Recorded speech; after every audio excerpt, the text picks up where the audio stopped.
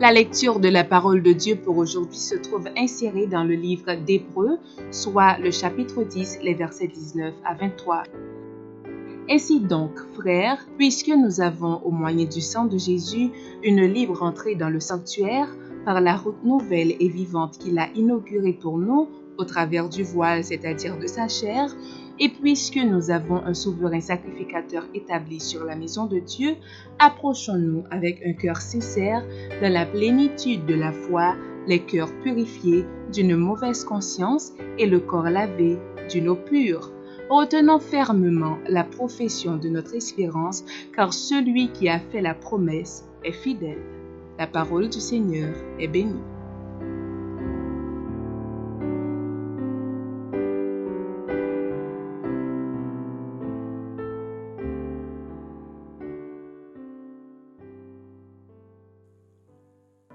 Bon sabbat à tous.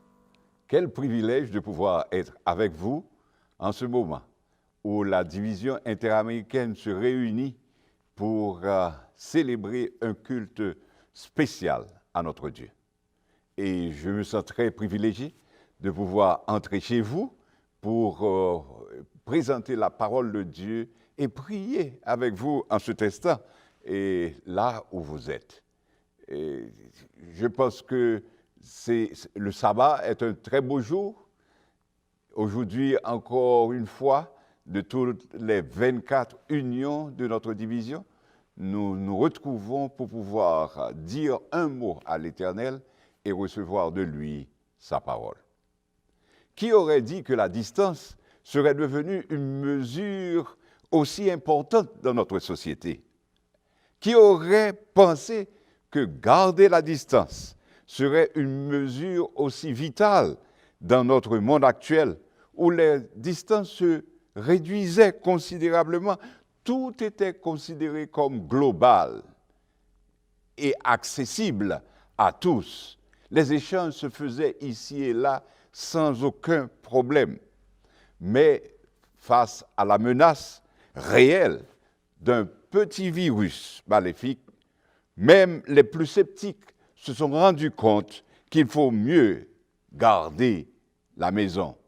Il vaut mieux garder la maison pour éviter d'être contaminé, garder une distance prudente pour ne pas être l'une de ces victimes que du mal qui répand la terreur autour de nous. Ce mal que l'on arrive très difficilement encore à discerner les contours. La distance sociale est devenue un terme bien connu et nous pouvons voir dans les zones où le déconfinement se fait progressivement, nous pouvons voir les longues files d'attente et à l'école, les longues files d'attente dans les banques, dans les magasins et dans les supermarchés. Récemment, j'ai vu un reportage de l'école en Chine, comme pour aider les petits à comprendre l'effet ou la distance convenable, je dirais. On leur a donné un casque et ils ont fait eux-mêmes quelque chose pour des tiges pour s'assurer que la distance qu'ils devaient garder avec les autres petits copains. C'est la distance, garder sa distance.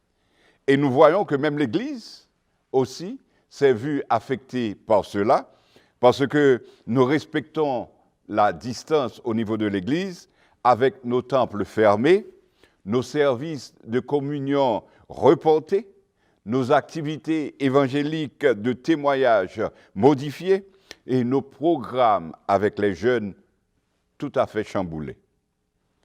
Mais paradoxalement,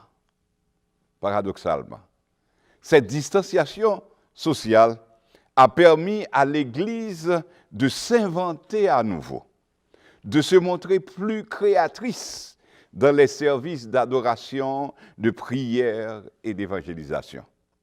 Tout autour de nous, dans la division interaméricaine, il y a des campagnes d'évangélisation qui se font à travers les médias, tant à la radio comme aussi à travers la télé et les réseaux sociaux. Nous avons des séances de prière qui se multiplient ici et là. L'Église a su mettre à profit les technologies de communication pour se retrouver, pour dialoguer et pour s'intéresser l'un à l'autre. Cette crise de la pandémie COVID-19 a permis à l'Église de comprendre qu'elle est une seule et grande famille qui peut poursuivre la route avec persévérance et que rien ici-bas ne va entraver son ardeur. Déjà paraît le jour, ô sublime espérance, regardons à Jésus couronnant les vainqueurs. Nous sommes réunis ici à travers ce moyen, grâce à la transmission virtuelle. Nous sommes réunis de toutes les églises de la division interaméricaine pour vivre cette espérance, répondre à ce besoin d'être ensemble dans l'adoration et la méditation de la parole. Et pour cela, aujourd'hui, je voudrais vous inviter à vous approcher, à nous approcher, nous autres, à l'étude de la parole de Dieu, et à réduire la distance et à nous mettre tout près de Jésus. Près de Jésus, je trouve un sûr asile. Et si mon ciel est parfois menaçant, il me rassure. En lui, je suis tranquille. C'est ce que nous allons voir à travers un texte. Le texte de l'épître de Paul aux Hébreux, qui nous invite à plusieurs reprises et avec insistance à nous approcher de Dieu, de Jésus. Hébreux chapitre 10, versets 22 à 23. Mais avant de le lire, permettez que je prie avec vous encore une. Seigneur notre Dieu, nous sommes devant toi en cet instant prêts à ouvrir ta parole. Parle-nous, nous te prions et nous t'exaltons en ce jour. Amen. Approchons-nous avec un cœur sincère, dit Hébreux chapitre 10, verset 22. Dans la plénitude de la foi, les cœurs purifiés d'une mauvaise conscience et le corps lavé d'une eau pure. Retenons fermement la profession de notre espérance, car celui qui a fait la promesse est fidèle. Je veux rapprocher ce texte, lu au début de ce culte, avec un autre de l'épître aux Hébreux, et aussi le chapitre 4, les versets 15 à 16, où il est dit « Car nous n'avons pas un souverain sacrificateur qui ne puisse compatir à nos faiblesses. Au contraire, il a été tenté comme nous en toutes choses, sans commettre de péché. Approchons-nous donc avec assurance du trône de la grâce, afin d'obtenir miséricorde et de trouver grâce pour être secouru dans nos besoins. » C'est cette invitation insistante, pertinente de la part de l'Esprit que je veux souligner ce matin. Pour nous tous, quel que soit l'endroit où nous nous retrouvons, nous pouvons nous retrouver tout près l'un de l'autre, tout près de Jésus, tout près du trône de la grâce. Vous noterez avec moi que l'approche de Dieu est une recherche de sa présence, un temps particulier d'une démarche réciproque. Comme l'écrit l'apôtre Jacques, il dit, Jacques chapitre 4, verset 8, « Approchez-vous de Dieu et il s'approchera de vous. » S'approcher de Dieu est une démarche personnel, intime, et dans le but de se tenir dans sa présence, en tête à tête avec lui, comme un enfant avec son père, afin de lui parler. Et cette démarche est une démarche continue, un état permanent de rester avec Dieu. Le psalmiste déclare, psaume 73, verset 28. Psaume 73, verset 28. Pour moi, m'approcher de Dieu, c'est mon bien. Je place mon refuge dans le Seigneur l'Éternel, afin de raconter toutes ses œuvres. Ou encore, vous connaissez ce texte du psaume 34, là où il est dit, « J'ai cherché l'Éternel et il m'a répondu.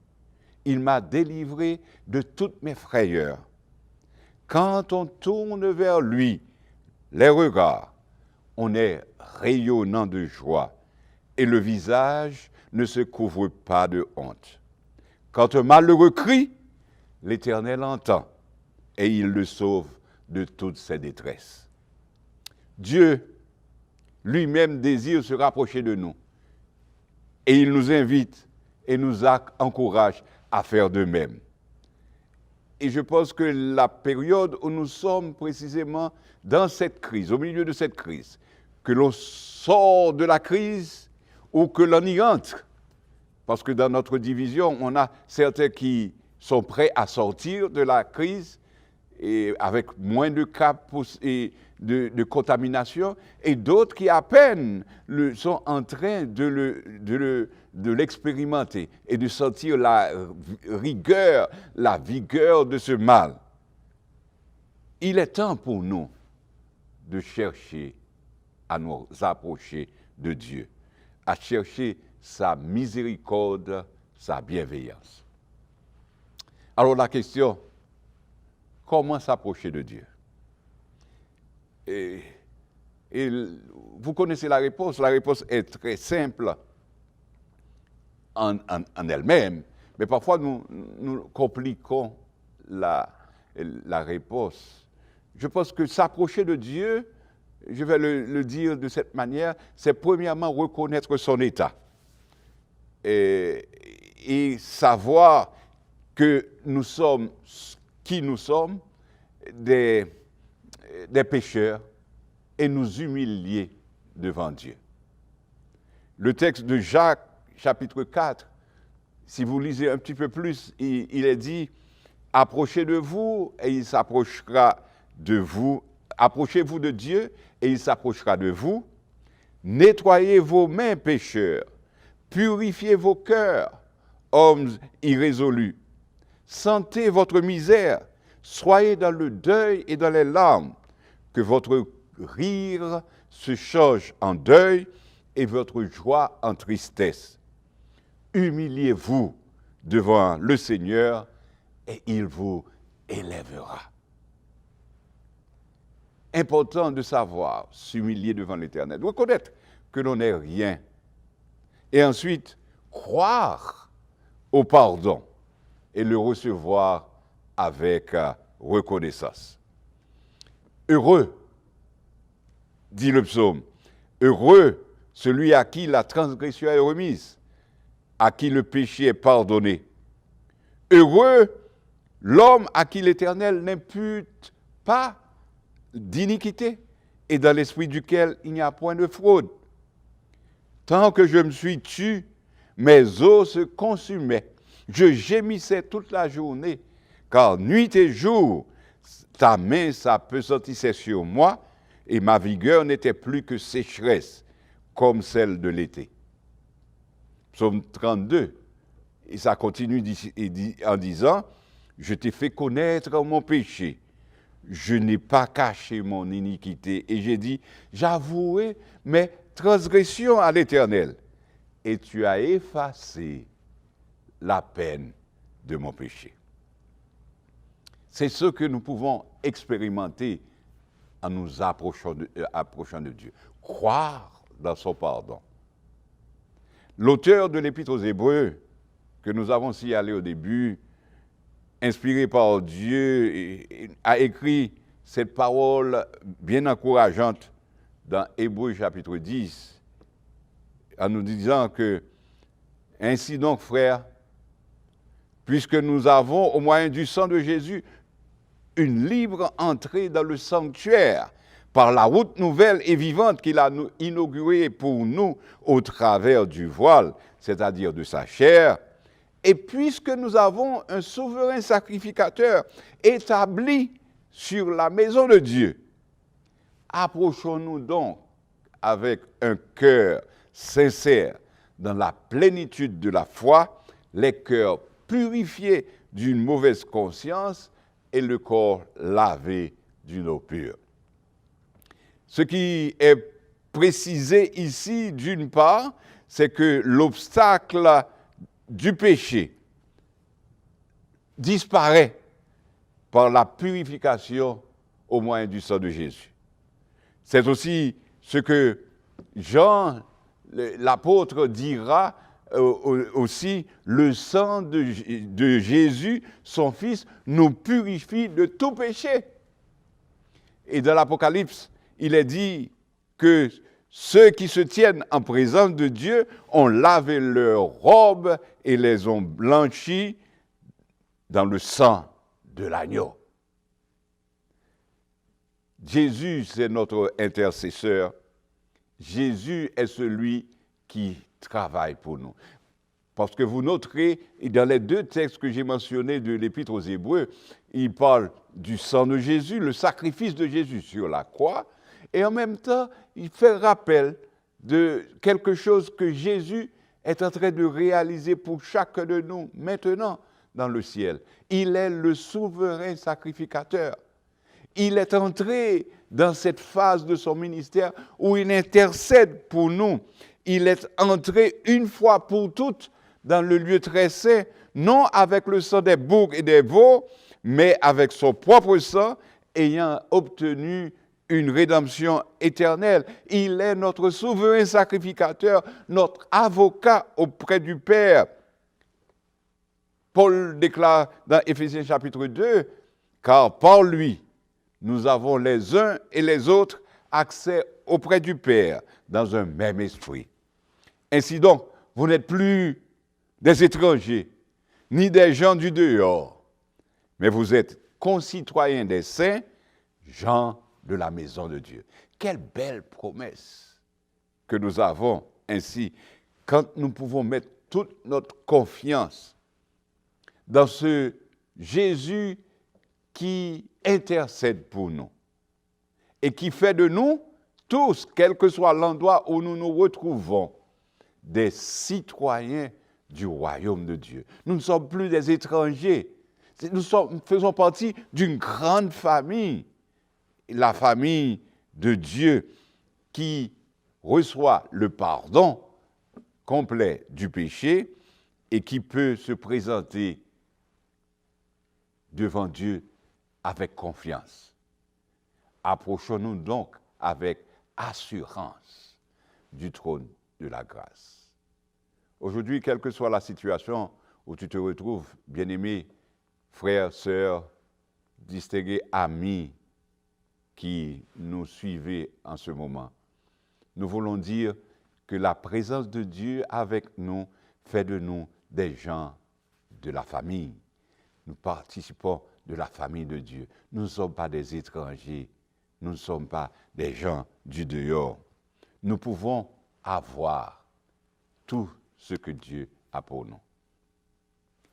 Et le texte dit, quand nous reconnaissons qui nous sommes, quand nous acceptons le sacrifice de Jésus, nous venons avec un cœur sincère, une entière confiance, le cœur purifié de toute mauvaise conscience et lavé de l'eau pure. Si nos cœurs sont sincères, comme il est lui-même dans la lumière, nous sommes mutuellement en communion et le sang de Jésus nous purifie de tout péché. La conscience du péché est enlevée. Alors que nous vivons dans le temps d'être cloisonnés, de ne pas pouvoir sortir librement, alors que nous ne pouvons pas vaquer à nos occupations. Et il ne faut pas se sentir coupable et ne pas prendre ce temps précieux que nous avons à la maison pour ressasser les problèmes que nous avons eus dans le passé ou que nous pouvons connaître maintenant que là où nous sommes. C'est le temps pour nous de nous remettre à Dieu, de reconnaître qui nous sommes et de lui demander de nous transformer, d'avancer avec nous. C'est uniquement par la grâce de Dieu, par le moyen du sang de Jésus, par cette intercession qu'il fait pour nous dans le ciel, que nous pouvons entrer dans un esprit nouveau, avancer avec Dieu, parce que le souverain sacrificateur est avec nous et travaille pour nous. Je voudrais répondre à une question aussi que l'on pourrait se poser, mais pourquoi s'approcher de Dieu? Qu'est-ce que ça va apporter de nous de plus? Cette relation avec Dieu. La réponse que je donnerai, les premières se retrouvent dans le texte que nous avons lu, même dans Hébreux chapitre 4 et verset 16. Il nous est dit, approchons-nous donc avec assurance du trône de la grâce. Pourquoi? Afin, quel en sera le résultat? Afin d'obtenir miséricorde et de trouver grâce pour être secouru dans nos besoins. 1. Obtenir miséricorde pour trouver grâce. Grâce auprès de Dieu. La miséricorde de Dieu, son amour qui se déploie pour nous et dont nous sommes conscients, et ce que nous pouvons comprendre réellement, être secourus dans nos besoins. Nous avons des besoins extraordinaires. En un temps comme celui-ci, nous avons beaucoup de besoins. Et Jésus est disposé à nous aider dans nos besoins. Apportons-lui tout ce que nous avons de fardeau, de besoin. Je ne sais pas quel serait aujourd'hui ce qui est plus important pour toi. Je veux te dire que ce soit la santé, la protection, la sécurité, la paix, ou encore le travail, la réalisation de grands rêves. Tout ceci est possible quand tu t'approches de Dieu et que tu lui dises ce que tu as, ce que tu veux réaliser, ce que tu veux faire. Il est disposé à t'aider et s'approcher de Dieu, c'est trouver un Dieu qui a des ressources extraordinaires pour nous et un Dieu qui peut nous aider en toutes circonstances. Et je terminerai en disant, avec le texte que nous avons de Philippiens chapitre 4, verset 6, « Ne vous inquiétez de rien, mais en toute chose faites connaître vos besoins à Dieu par des prières et des supplications avec des actions de grâce. » Ce temps dans lequel nous vivons, c'est un temps pour l'Église d'affirmer encore plus sa foi en Dieu, en priant, en cherchant sa face, en suppliant l'Éternel. La prière, c'est quelque chose d'extraordinaire qui peut nous aider. L'étude de la parole de Dieu, c'est ce qui doit nous affirmer dans un temps comme celui-ci. Il a des promesses grandes, magnifiques pour chacun de nous. Et avançons avec lui, afin qu'il voie et nous aide dans le temps dans lequel nous sommes. S'approcher de Dieu, ce sera aussi pour nous l'occasion de raconter ses œuvres. Le texte que j'ai lu au départ, et aussi, c'était le psaume 73, verset 28. Psaume 73, verset 28. « Pour moi, m'approcher de Dieu, c'est mon bien. Je place mon refuge dans le Seigneur afin de raconter toutes ses œuvres, ce qu'il a fait pour nous. Compte les bienfaits de Dieu. Mets-les tous devant tes yeux. Tu verras en adorant combien le nom en est grand. » Là où tu es là maintenant, Dieu t'a aidé. Là où tu es là maintenant, Dieu a été pour toi un sujet extraordinaire de bienfaits et de bonté. Approche-toi donc de lui et il s'approchera de toi. Il a un plan pour toi et c'est ce que nous voulons affirmer au niveau de la division interaméricaine en ce jour de sabbat que l'Éternel est avec nous. L'Éternel nous garde et nous multiplie. C'est pourquoi nous devons nous approcher de Dieu. Son amour est tellement grand pour nous qu'il faut s'en remettre à lui. Yo quisiera hablarte del amor de Cristo, pues en Él hallé un amigo fuerte y fiel. Por su gracia transformó mi vida entera. Lo que en esta vida soy lo debo a Él. Nadie pudo amarme como Cristo. Es incomparable su amistad.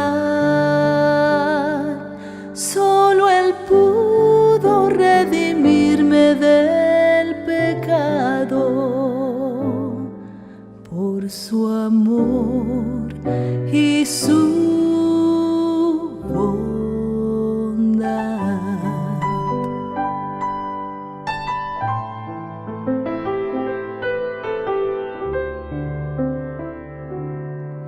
Cada día viene a darme nuevo aliento. A mi corazón le infunde dulce paz. No comprenderé por qué vino Él a salvarme, hasta que en el cielo vuelva a ver su faz. Nadie pudo amarme como Cristo. Es incomparable su amistad. Solo Él pudo redimirme del pecado por su amor y su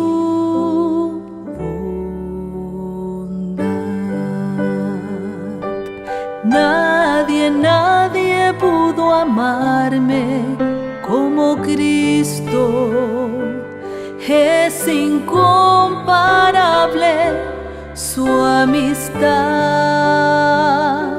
Solo Él pudo redimirme del pecado por su amor y su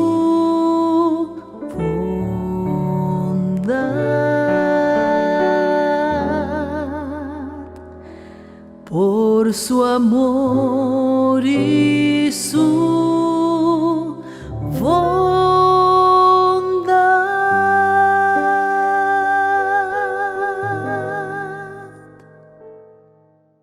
Comme nous venons de l'écouter dans ce chant, nul autre ne peut prendre soin de nous comme Jésus.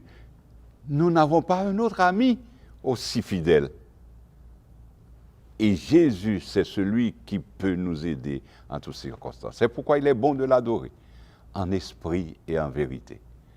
Nous ne sommes pas obligés d'aller dans un temple pour l'adorer, mais là où nous sommes, nous pouvons choisir un moment pour le prier, étudier sa parole et nous approcher de lui en toute confiance. Et c'est ce que nous allons faire en ce moment.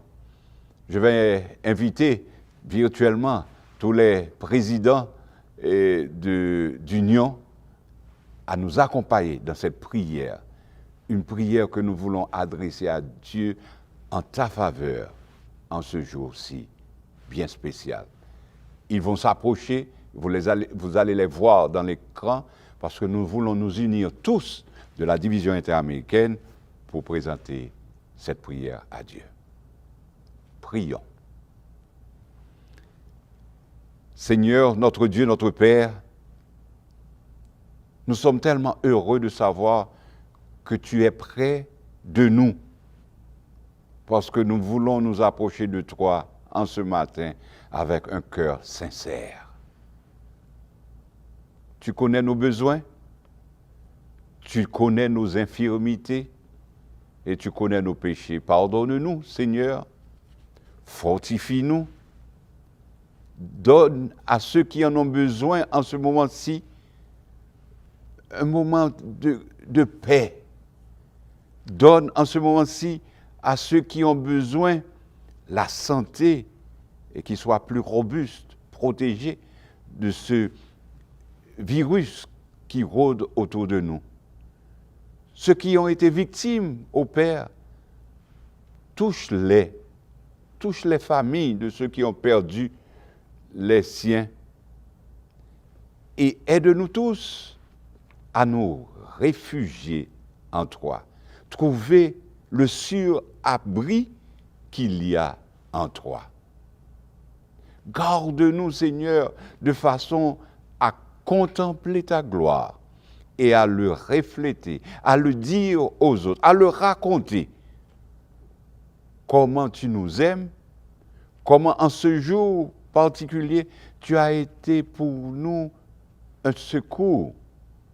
Tu as été favorable à nos cris, tu nous as entendus et que tu nous réponds.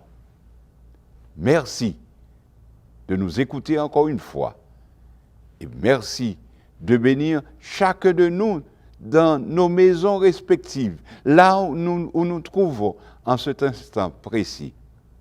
Parce que nous t'avons prié au nom du Père, du Fils et du Saint-Esprit. Amen.